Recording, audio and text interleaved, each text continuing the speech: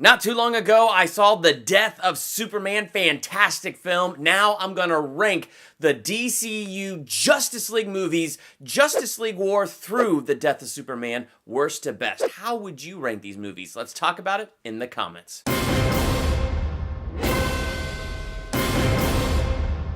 Welcome to Durbania. I'm Durbin, and this is my ranking of the animated Justice League movies, Justice League War through The Death of Superman. I just watched The Death of Superman not too long ago, so I've added it to these Justice League movies. So I'm excited now to throw that in this ranking and rank them worst to best. Now, in this continuity that started with Justice League War and has gone up through The Death of Superman, there's lots of other movies besides these Justice League movies, and I will talk about those movies, but I'm just ranking these Justice League movies worst to best. How would you rank them? Let's talk about it in the comments. Number 5, Justice League Dark. The magic side of DC just has never really appealed to me, and I don't know why. It's never jumped out at me. It's never gripped me. The first time I experienced the magical side of DC was in Smallville season 4 when they made that whole thing magical, and then later they brought in Zatanna and stuff like that, and I was like, it's all right. I don't like magic. And then I saw it again in Arrow season 4. What is it with these CW shows in season 4? Let's throw in the magic, and that just kind of ruined Arrow. Like, that was the beginning of its end. And so, like, anytime I feel like the magical stuff has been thrown in, it just weakens things. Now, in terms of these animated movies, the magical side of DC didn't weaken anything, but it just didn't grip me. Maybe I'm still trying to shake the bad feelings from the past or where it hasn't interested me before. I don't know, but the character I'm most familiar with in this, other than Batman, is Constantine. He's an interesting character, but not enough to grip me and get me excited about his universe and what's going on there. It left very little of an impression. In fact, I had to go back and watch my theological analysis on this movie and the trailer to just refresh my memory of the movie. I watched it this year, and I retained so little memory of it. So I was watching the trailer, I was like, oh yeah, I remember that. I was watching my analysis, and I was like, oh, okay. So to me, it was just kind of forgettable. Like, as time has passed, I have not really remembered this one that much. Number 4, Justice League vs. the Teen Titans. Now, this one was interesting because, kind of like the magical side of DC, the Teen Titans is another side of DC that I'm very unfamiliar with, and that I never really got into the stories of the Teen Titans. And I believe this movie was the first exposure I had to the Teen Titans. The first time I actually saw a movie plot with them in it, and I really did enjoy it. First off, it was really cool to bring Damian Wayne in there, you know, kind of fresh off the stories of Son of Batman and Batman vs. Robin, and now here he is in the Teen Titans, and, you know, he's just so defiant. And he's, like, to me, the most interesting part, actually, him and Raven are the most interesting parts for me of Justice League vs. the Teen Titans. Because what's interesting to me about Damian Wayne is he's still suffering from he wanted to rule the world with his grandfather, Ra's al Ghul, Ra's al Ghul, however you want to pronounce Mr. Ghul's name. But, you know, how he wanted to rule the world with his grandfather. And then at the end, they all transport to hell to defeat Trigon and stop him from taking over the world and possessing the Justice League and all that stuff. So they all end up in hell with a massive battle in hell, which is on the one hand incredibly dark and on the other kind of interesting. But again, magical side of DC, that side just never really stuck out to me. Point is then Damien Dark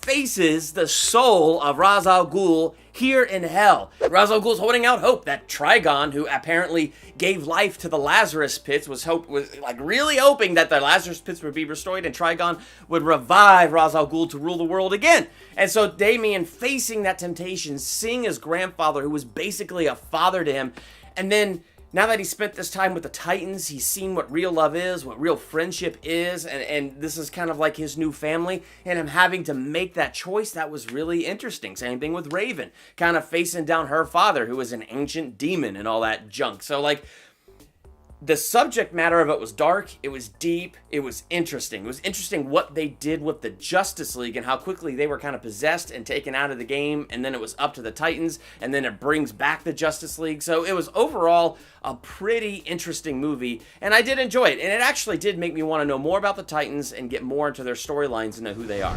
Number 3, Justice League War. Flippin' love this movie. I cannot state enough how much I love Justice League War. It is full of just fantastic moments. You have that opening scene where Green Lantern and Batman meet, and Green Lantern's like, Batman?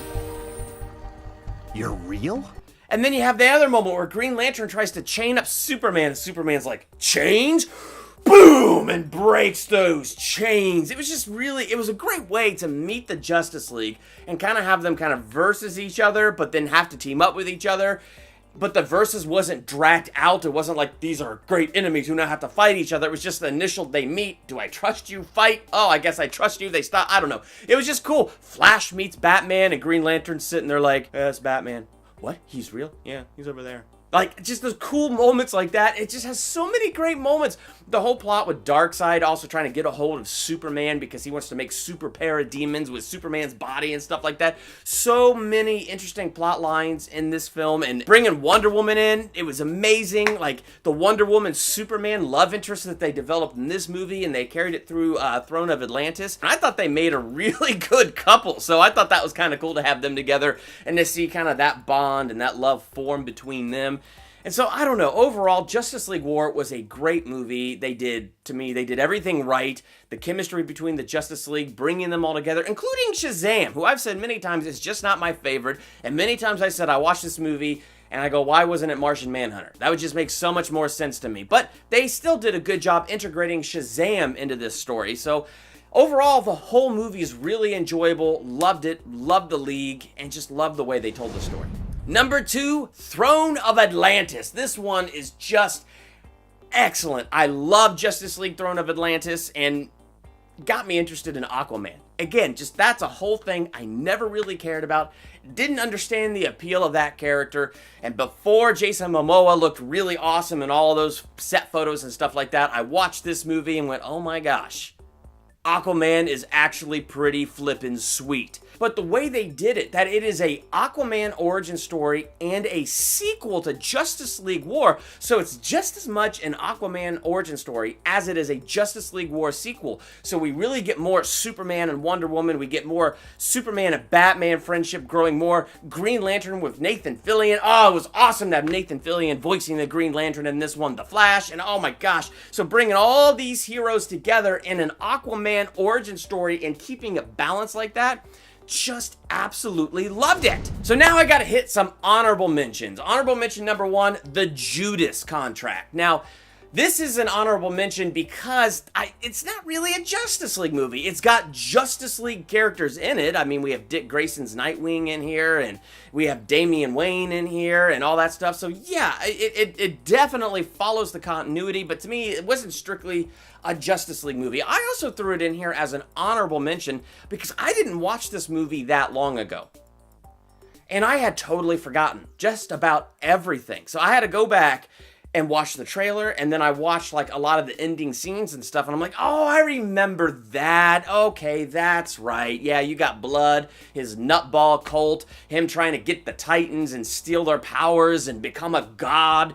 Yeah, that is actually a pretty interesting plot line. So a lot of that was interesting when I was rewatching the end. It's like, oh yeah, that's right. I forgot about this. I forgot about that. Though the whole thing with Slade Wilson and Tara was just creepy. It was overall an interesting film, just not my favorite, and obviously not that memorable. I watched it after Justice League Dark, so I've seen it within the last few months, and I cannot believe how much of it just exited my brain. And it's been even longer since I've seen Justice League War, and I remember that. It's seared up here, but not that one. So I get that's why that's an honorable mention. My next honorable mention is Son of Batman. This is an honorable mention because it's not really a Justice League movie. It's a Batman movie, so it didn't fit within this countdown thing. However, it is a great Batman story, something that I would love to see brought to the big screen in this DCEU. Just a really great story where Bruce Wayne meets his son Damian Wayne that he had with Talia al Ghul. Ra's al Ghul gets assassinated. Damian Wayne dealing with vengeance. Bruce Wayne trying to teach him, don't let vengeance guide your actions. Then he had Slade Wilson realizing he was rejected as next in line for Ra's al Ghul's throne and all that stuff, and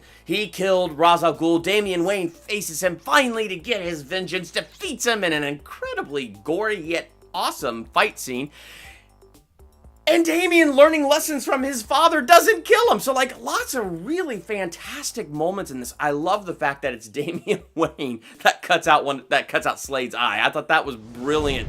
Number 1, my favorite in this Justice League franchise is the death of Superman. I mean, if you just saw my recent review, you already knew that was coming. Like, if you watched my review of the death of Superman, you knew when this ranking hit YouTube that, yeah, that was going to be my number 1. When I was in high school, and I said this in my review, so I'm going to make this quick, I read this Doomsday novelization, not the graphic novel, a literal book, a novelization, and it was incredibly good. I loved that whole Doomsday storyline. It was impactful, it was memorable, it was sad, and the way this novel was set up, half of it was the death of Superman, the second half was the reign of the Superman. So then to see this movie setting up the reign of the Superman, you can't believe how happy I was. And knowing that the reign of Superman is next, the reign of the Superman is next, I'm just beyond excited. So to watch this movie and see it go with this novel that I read as a teenager that has impacted me and become one of my favorite Superman storylines, and to see them go back and really follow it. There's obvious differences, but they really followed it closely. And I loved that, Superman Doomsday movie that came out some years ago. It was good, but, I was a little bit disappointed because it didn't follow that story that I love. But for what it was and what it did, it was actually really good and made my wife cry. This one was better to me just because of the story that it followed, and I greatly enjoyed it. And throwing it into the continuity of these Justice League movies that I've already been enjoying just made it all that much better to me. Next things I want to talk about now that I've done my ranking is my must-see movies that are in this continuity. So the first one on here is Batman vs. Robin. I'm actually 90% sure I have seen this movie. But before I sat down to do this video, I hit play on the trailer and I went, oh my gosh. I mean, I remember the Court of Owls. That sounds incredibly familiar. I do remember Damian Wayne trying to escape Wayne Manor at night and being electrocuted by an electric fence and stuff. So there's like things that I'm remembering, but I can't remember it. I need to watch it again because I'm watching the trailer and I'm just like, gosh, this looks awesome. So I gotta see Batman vs. Robin. Next one is Batman Bad Blood. Never seen that one before, but man, I watched the trailer again before doing this.